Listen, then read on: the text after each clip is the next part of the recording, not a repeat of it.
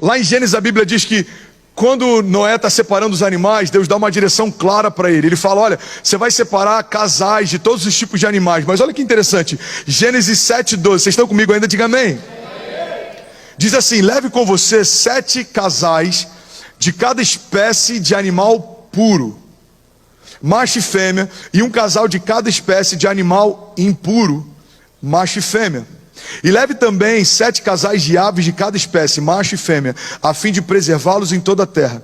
Daqui a 7 dias farei chover sobre a terra 40 dias e 40 noites, e eu farei desaparecer da face da terra todos os seres vivos que eu fiz.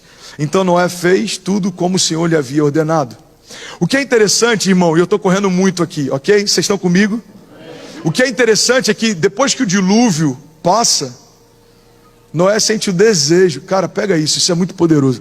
Noé sente o desejo de oferecer uma oferta de gratidão ao Senhor. E aí quando Noé vai oferecer uma oferta, são os animais puros que ele utiliza para isso, não os impuros. Ninguém pegou a chave ainda, eu vou chegar lá. Irmão, até a oferta que Noé desejaria oferecer, Deus já havia provido a matéria-prima para ele antes desse desejo surgir. Deus está falando aí, separa os animais a mais. Talvez se Noé quisesse ensinar para Deus como faz, ele ia falar, Senhor, mas para que levar mais? Já tem uma quantidade necessária. Deus está dizendo, sem dizer. Irmão, algumas das coisas mais poderosas que Deus vai dizer para você, Ele vai dizer sem usar as palavras específicas. E é por isso que a gente precisa confiar e fazer o que Ele pede, e depois vai entender o que Ele faz. Separa animais a mais, aves puras. O dilúvio passa, a família dele é poupada, o mundo que ele conhecia não existe mais, e antes dele começar a reconstruir, ele fala, vamos oferecer um sacrifício de adoração e de gratidão ao Senhor. E aonde é que está a matéria-prima para o sacrifício? Na palavra que Deus já havia dado antes do desejo pelo sacrifício chegar. Irmão, existe algo que Deus já deu para você, que vai liberar algo que Deus prometeu para você.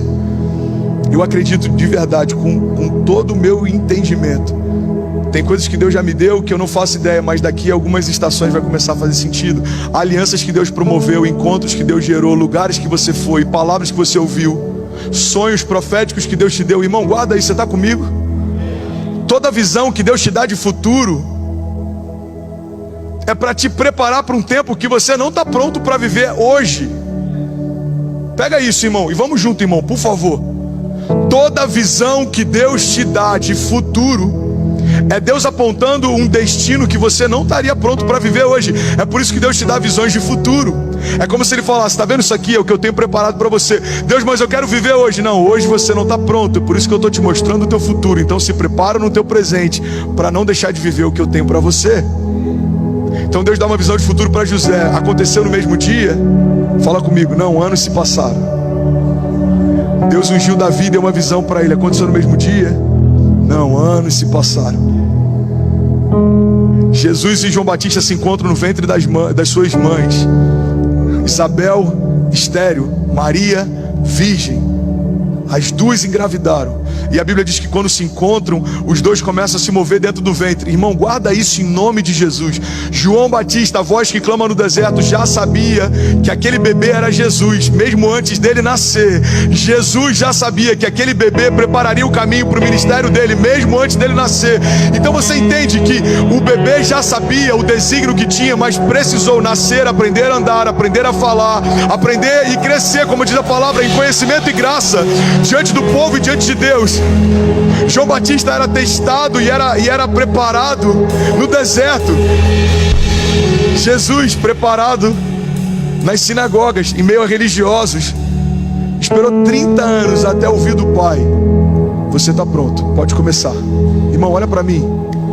Se até Jesus precisou de preparo para viver a promessa, por que você acha que vai acontecer da noite para o dia? Você já parou para pensar nisso? A Bíblia chama João Batista como a voz que clama o deserto e aquele que preparou o caminho. Fala comigo, João preparou o caminho para Jesus. Não, fala de verdade, fala, João preparou o caminho para Jesus. Irmão, se Deus mandou alguém para preparar o caminho para Jesus, você acha que não existe um tempo necessário de preparo para você? viver. Tem processos, tem estações que a gente está vivendo que nada mais são do que um preparo de Deus para a gente viver a promessa de Deus. Então tem coisas que a gente não entende hoje, mas vai entender lá na frente. Uai, seu app de vídeos curtos.